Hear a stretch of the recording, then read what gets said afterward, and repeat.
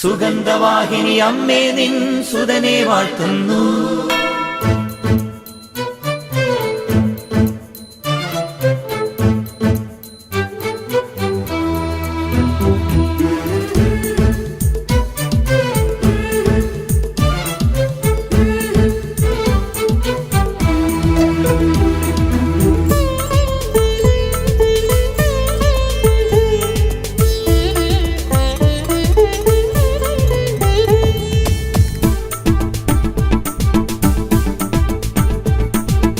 സ്നേഹമുള്ള സഹോദരങ്ങളെ, പ്രഭാതവന്ദനം.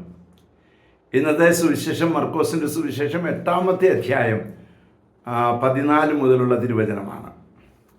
ഇവിടെ ശിഷ്യന്മാരോട് ഒരു കാര്യം പറയാണ്, ഫരിസേയരുടെ പുളിമാവിനെ സൂക്ഷിച്ചുകൊള്ളുവിൻ. ഇത് പറഞ്ഞിട്ട് ഈ ശിഷ്യന്മാർക്ക് എന്നാ മനസ്സിലായത്? ശിഷ്യന്മാർ ഓർത്ത അപ്പത്തിൻ്റെ കാര്യത്തെക്കുറിച്ച് എന്തോ ആണ് സംസാരിക്കുന്നതെന്നാണ്. കാരണം യഥാർത്ഥത്തിൽ ദൈവം നമ്മളോട് പറയാൻ ആഗ്രഹിക്കുന്നതല്ല, നമ്മൾ ചിന്തിക്കുന്ന നമ്മുടെ ഭൗതികതയിൽ ഊന്നി നിൽക്കുകയാണ് നമ്മുടെ ജീവിതം മുഴുവനും. ദൈവം നമ്മോട് പറയാൻ ആഗ്രഹിക്കുന്നത് ആത്മീയമായി വളരാനുള്ള കാര്യമാണ്. ഇവിടെ ഫരിസേയരുടെ ഉപദേശത്തെക്കുറിച്ചും അതിനെക്കുറിച്ചുമൊക്കെയാണ് ഈശോ പറയാൻ ആഗ്രഹിച്ചത്. പക്ഷേ ഈ പുളിമാവുമായിട്ട് നമുക്കാകെയുള്ള ബന്ധം എന്താണ്? അപ്പം ഉണ്ടാക്കുക എന്നുള്ള പരിപാടിയാണ്. അതായത് നമ്മൾ എന്ത് പറഞ്ഞാൽ ഇത് നമ്മുടെ ഭൗതികതയിലേക്ക് കൊണ്ടുപോയി അങ്ങോട്ട് ഇങ്ങോട്ട് ചേർത്ത് വെക്കുകയാണ്. മനസ്സിലായില്ലേ?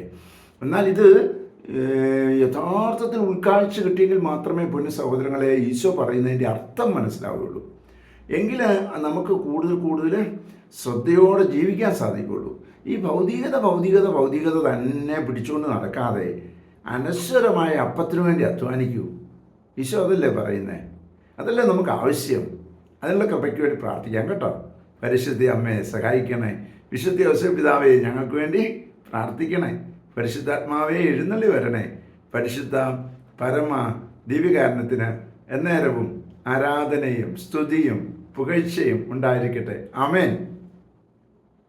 നമ്മുടെ കർത്താവായ യേശുക്രിസ്തുവിന്റെ കൃപയും പിതാവായ ദൈവത്തിന്റെ സ്നേഹവും പരിശുദ്ധാത്മാവിന്റെ സംസർഗവും സഹവാസവും സ്നേഹവും ശക്തിയും കൃപയും എല്ലാ അനുഗ്രഹങ്ങളും സമൃദ്ധമായി നിങ്ങൾ ഏവരോടും കൂടെ ഉണ്ടായിരിക്കട്ടെ, ഇപ്പോഴും എപ്പോഴും എന്നേക്കും.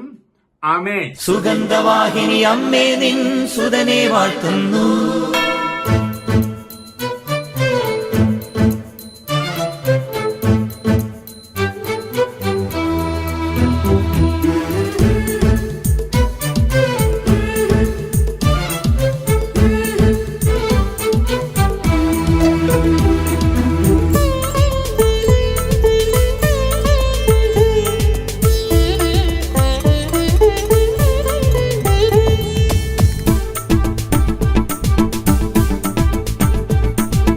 സുഗന്ധവാഹിനി അമ്മേ നിൻ സുതനെ വാഴ്ത്തുന്നു.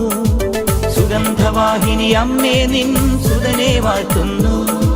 സുഹൃതങ്ങൾ നിറഞ്ഞിടാൻ സുതനെ വാഴ്ത്തുന്നു. സുഹൃതങ്ങൾ നിറഞ്ഞിടാൻ സുതനെ വാഴ്ത്തുന്നു.